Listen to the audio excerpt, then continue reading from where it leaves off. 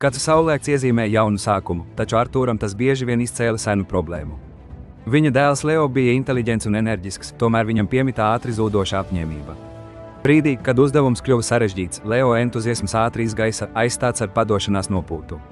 Artūrs ilgojās iedēstīt Leo patieso neatlaidības būtību, ne tikai rupju spēku, bet gan inteliģentu izturību.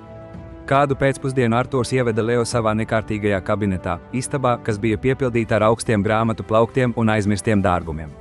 Un norādīja uz izsmalcinātu, vecu misiņu kompasu, kas atradās pašā augšējā plauktā, gandrīz pieskaroties griestiem. Tas kompass, mans dēls, Artūrs paziņoja, bija tava vecvectēva. Tas ir tavs, ja tu vari to dabūt. Leo acis iedegās, tad ātri aptumšojās. Plaukts bija neiespējami augsts, tālu ārpus viņas sniedzamības. Istaba bija grāmatu, kastu un mēbeļu labirints, kas padarīja kāpnes nepraktiskas, pat bīstamas. Leo sarauca pieri, murminot par netaisnīgumu visā. Pirmoreiz viņš mēģināja stiepties, veltīgi lēkājot, pirkstiem tikai glāstot gaisu. Pēc tam viņš vilka mazu tabureti, nedroši šūpojās, tikai lai atklātu, ka kompass joprojām bija dažas colas attālumā. Frustrācija viņu grauza, viņš meklēja stabilu grāmatu, uz kuras stāvēt, taču grīda bija pārāk nelīdzena. Viņš pat apsvēra garu, tievu slotas kātu, taču tas tikai atstūma kompasu tālāk atpakaļ, riskējot ar kritienu. Tas ir neiespējami, tēt, iesaucās Leo, metot rokas gaisā. Artūrs, vērojot no sava krēsla, vienkārši maigi pasmaidīja. Neiespējami, Leo, vai vienkārši neacīmredzami. Dažreiz atbilde nav par augstāku sasniegšanu, bet par citādāku redzējumu. Uz brīdi beidz skatīties uz augšu.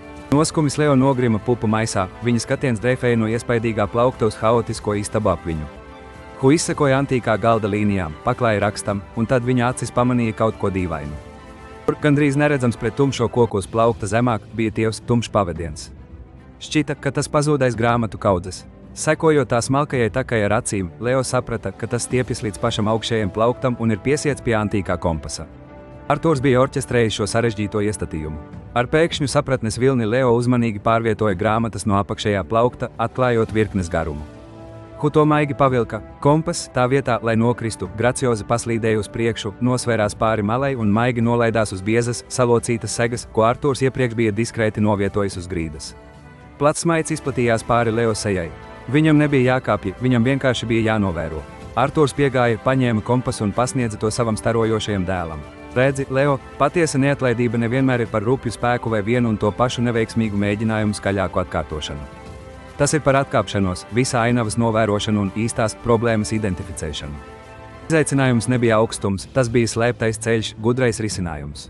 Dzīves lielākie šķērsļi bieži prasa nevis lielāku piepūli nepareizā virzienā, bet gan jaunu perspektīvu, radošu domu. Dažreiz visneatlaidīgākais prāts ir tas, kurš zina, kad pārtraukt mēģināt ar spēku atvērt aizslēgtas durvis un tā vietā meklē atslēgu. Leo atvēra kompasu, mācību, kas bija iegravēta dziļāk nekā jebkura lekcija varētu nodot. Kādi slēptie ceļi gaida, lai tu tos atklātu? Ne tikai spied stiprāk, domā gudrāk. Ja šis stāsts tevi iedvesmoja meklēt jaunus risinājumus, iedod mums patīk un abonē Latvianrepo, lai saņemtu vairāk stāstu par gudrību un negaidītām uzvarām. Dalies ar saviem stāstiem par gudru neatlaidību komentāros zemāk.